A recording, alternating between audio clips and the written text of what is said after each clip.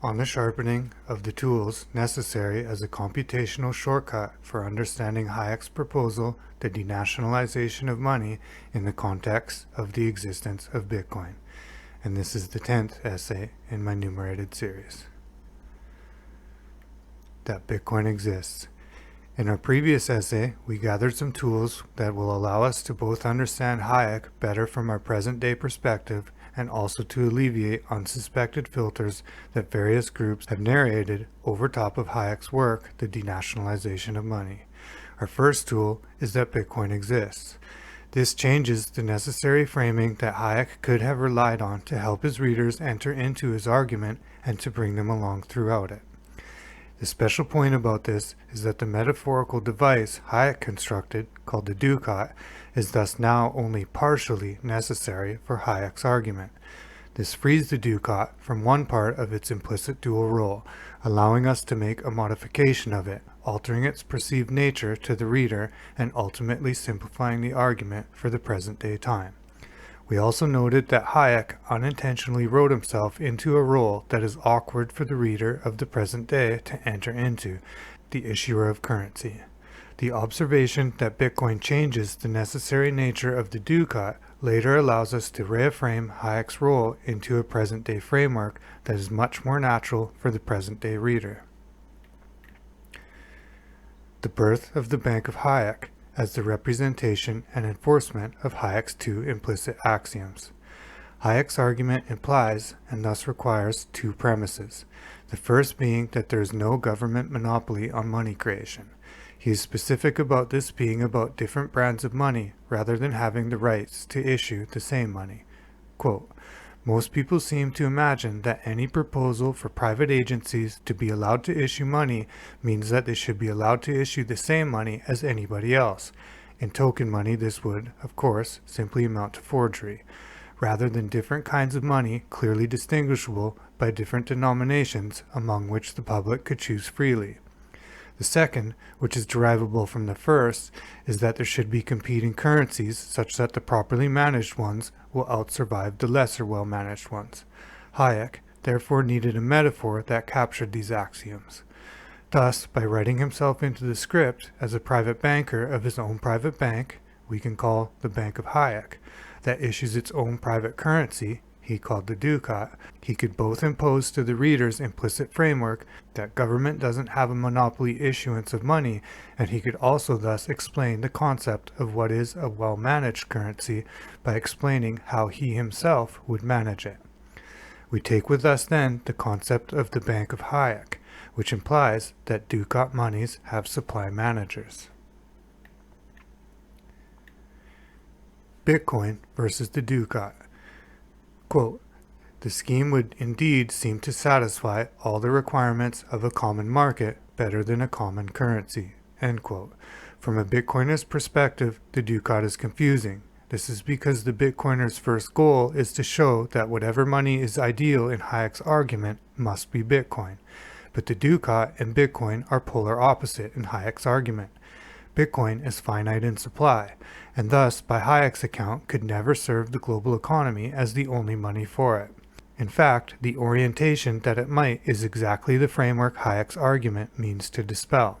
Quote, "The usual assumptions of monetary theory, that there is only one kind of currency, the money, and that there is no sharp distinction between full money and mere money substitutes, thus disappear.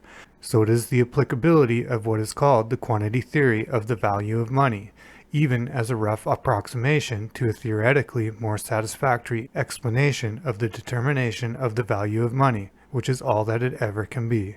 End quote. Hayek is very clear about the problem with a Bitcoin-only world where only one money is finitely supplied. Quote, "A stable price level and a high and stable level of employment do not require or permit the total quantity of money to be kept constant or to change at a constant rate. It demands something similar yet significantly different, namely that the quantity of money, or rather the aggregate value of all the most liquid assets, be kept such that the people will not reduce or increase their outlay for the purpose of adapting their balances to their altered liquidity preferences. Keeping the quantity of money constant does not assure that the money stream will remain constant, and in order to make the volume of the money stream behave in a desired manner, the supply of money must possess considerable elasticity. On the necessary supply management properties of the ducat that Bitcoin doesn't have. The private Swiss ducat. Since readers will probably at once ask how such issues can come to be generally accepted as money, the best way to begin is probably to describe how I would proceed if I were in charge of, say, one of the major Swiss joint stock banks." End quote. Because of the present-day circumstances of Bitcoin and an insight we had, we upgraded the ducat to instill in it the concept of a range by adding minus and plus signs. We claim this is perfectly in line with Hayek's original intentions, and he would approve of it in the context of his time and ours. This helps the reader conceive that the ducat as a type of money that has managed to have a supply that can be either too much, ducat plus, or too little, ducat minus, in supply but in relation to the demand for it, and that the perfect balance we consider maybe calling it ducat H for Hayek's intention of a perfectly balanced money. The intention of the constancy of this ratio is to manage the bank of Hayek ducat such that it will have an asymptotically stable purchasing power in a competing market of currencies. Remember, it's critical that there are multiple and not just one currency. Quote, "I would announce at the same time my intention to regulate the quantity of ducats so as to keep their, precisely defined, purchasing power as nearly as possible constant." End quote. It is on Hayek's intention then, not just ours, that we bring with us, that we highlight and keep in mind that the metaphorical device Hayek uses in his argument, the ducat, has the concept of supply management. Bitcoin is the opposite of this. No one, not even its creator, can manage its supply. That we have Bitcoin to point to as exactly what the ducat is not is helpful. On Saifedean's wrapping of Hayek to sell lies about Hayek. We noted that Hayek's concerns about the misapplication of the quantity theory of money are unfortunately found in prominent Bitcoin celebrities and thought leaders' arguments, most notably including Saifedean Amos's The Bitcoin Standard. In it, Saifedean crafts a very sneaky and snaky argument and acts as if it doesn't rely on the limited framework of the quantity theory of money, ignoring the subjective theory of money that Hayek's argument relies on. In this sentence, he starts off as if saying, what matters is Hayek's subjective theory of value, not the quantity theory of value. Quote, "What matters in money is its purchasing power, not its quantity." End quote. But he goes on to misapply the principle in a way that Hayek would immediately recognize as a wolf in sheep's clothing. Quote, "And as such, any quantity of money is enough to fulfill the monetary functions as long as it's divisible and groupable enough to satisfy the holder's transaction and storage needs. Any quantity of economic transactions could be supported by a money supply of any size as long as the units are divisible enough." End quote. It's necessary then, as we travel Hayek's work, we bring Saifedean's arguments along in order to dispel them and lift the damage they have done. We bring along then the fact that Saifedean has nefariously wrapped Hayek. Saifedean wraps Hayek. Inflationists and the hardness of the ducat. Our ducat syntax thus allows us to state that either centrally banked money or a privately issued money that has properly managed supply-demand ratio, i.e. a ducat H money, is hard money in this accusation of Hayek's, doubling the usefulness of the H, but we aren't partial to this syntax for longer than it's useful. Quote, "The inflationists would protest because in the end only very hard money would remain." End quote. We see it as Saifedean then, and anyone that argues that Bitcoin can, should, and will inflate or hyperinflate the existing central bank currencies that are the inflationists Hayek warns us about. Yes, we dare point out into the abyss against the Saifedeanian laws of blasphemy that Hayek was so against the global hyperinflation of the major national currencies that he professed against it rather than for it. It is Saifedean and the maximalists who are inflationists, and worry any money that has Ducat H hardness, i.e. well-managed central banks, will remain in competition with theirs, Bitcoin. Inflationists revel on the idea of hyperinflation of the global economy. It is their goal to remove the competitive ground of the Hayekian landscape that guards the quality of all the monies that serve us. Quote, money is the one thing competition would not make cheap, because its attractiveness rests on its preserving its dearness. On Bitcoin maximalism as a natural civil cartel of thieves, tax evaders, inflationists, and safety. We noted that the maximalist citation of Friedman to wrap Bitcoin as an example of the ideal currency is a framework Hayek would never enter into.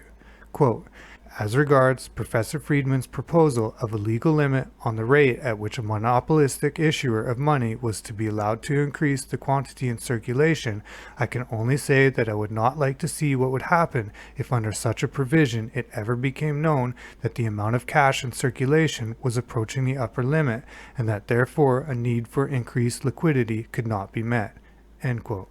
The limitation of a finitely supplied currency, he points out, would be the cause of social panic. Quote, to such a situation, the classic account of Walter Bagehot would apply.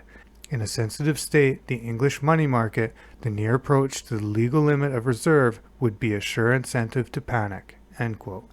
The entire purpose of the introduction of the concept of Ducat money is to show the management of the supply in the face of competition optimizes the elasticity with respect to the demand. Quote, a stable price level and a high and stable level of employment do not require or permit the total quantity of money to be kept at a constant or to change at a constant rate. It demands something similar yet significantly different, namely that the quantity of money, or rather the aggregate value of all the most liquid assets, be kept such that people will not reduce or increase their outlay for the purpose of adapting their balances to their altered liquidity preferences. Keeping the quantity of money constant does not assure that the money stream will remain constant, and in order to make the volume of the money stream behave in a desired manner, the supply of money must possess considerable elasticity. On the comparability of central banking and the Bank of Hayek as a node in a network of similar banks.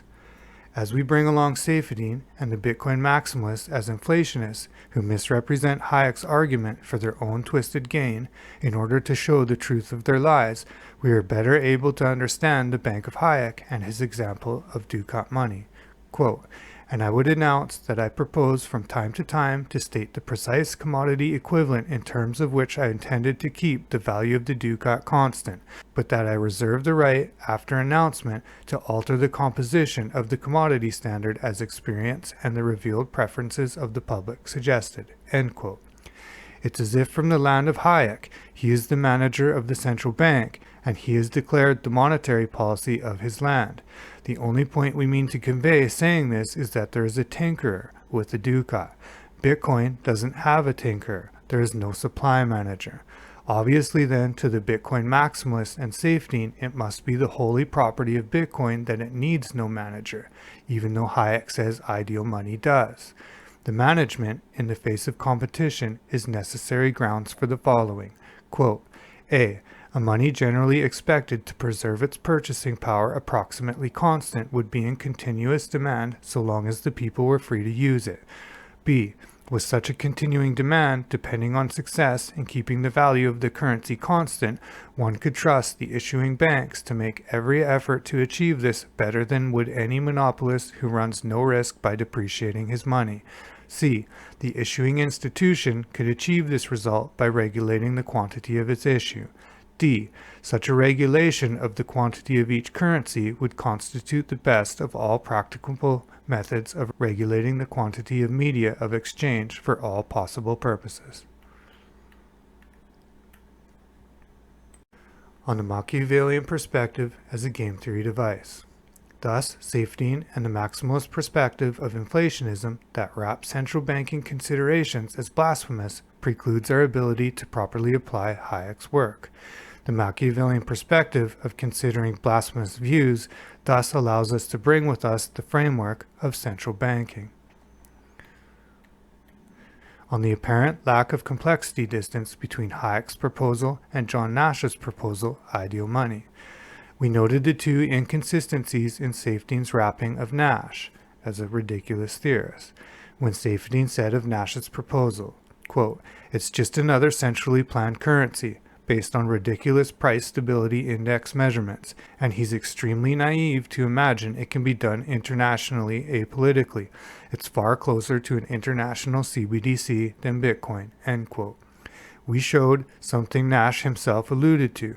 Hayek and Nash's proposals are improbably similar.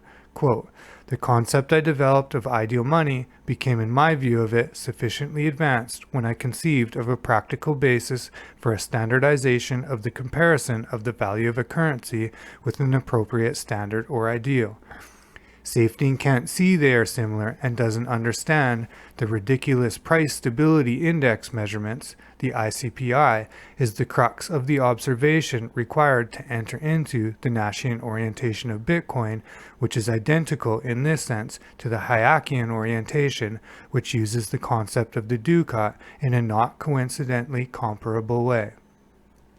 That Safeding asserts, Nash wraps not Hayek, and we show Nash wraps Hayek. We take with us. On the grand Nash equilibrium. The Nash equilibrium is a formal game theory concept very often misapplied to phenomena that don't properly fit within the confines of its axioms. We announce we are going to knowingly misapply it in this way in order to still draw out a special insight. We claim Nash would approve of the use of this as a reasonable application of it. Then we derive from the Nash equilibrium proof the corollary that if we can render Hayek's problem down to that of a game, we can prove it to be solvable, albeit perhaps only by the mathematics and confines of game theory. On the field equilibrium of a ducat H dominant currency space, another burst of energy releases now when we consider a landscape of competing currencies, each with their own ducat rating that falls somewhere on the range of ducat minus to ducat plus.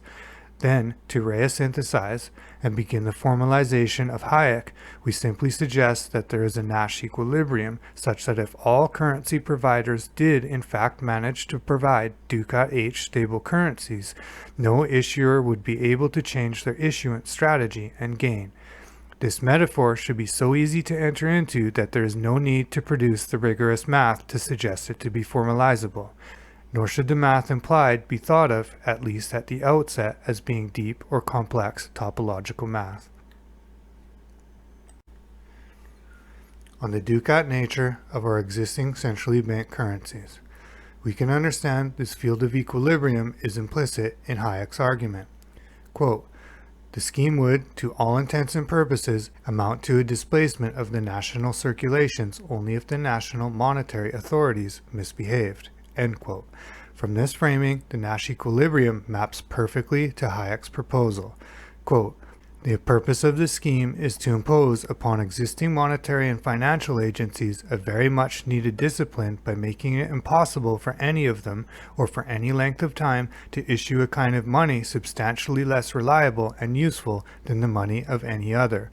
Thus we take with us that central banks, as issuers of money with managed supplies, are issuers of ducat plus or minus money." On the Cantillon framework of central banking and the ducat H as a measure of idealness. Our Cantillon framework, and thus previous removal of the nefarious Wikipedia framing of the Cantillon effect, that we note Swan Bitcoin is at least partially responsible for, allows us to then represent the ducat deviation from the equilibrium field as a comparison to the Hayekian concept of idealness. Cantillon considered the landscape of a countryside with farms and markets, cities and farms, provinces and capitals, etc. We can think of the same landscape of central banks, even though it's blasphemy to Safeding's system, and how, if their currencies were forced onto a stage of competition like Hayek imagines, that they themselves would have ducat ratings. They would also overserve or underserve the population that uses them. This is a framework that every central banker and every academic in the world can easily and wholly enter into. Thus, we take with us the Cantillon framework of central banking. Cantillon wraps central banking, which is wholly opposite and different than the implicit framing from the commonly referred to Cantillon effect. Cantillon effect wraps Cantillon. On the resurrection of Satoshi, the benevolent extension of human wisdom. Quote, an interesting book on game theory, Negotiation Games, by Stephen Brams, reinterprets several Torah, Old Testament stories as games between the characters in the stories. Szabo, from objective versus intersubjective truth. End quote.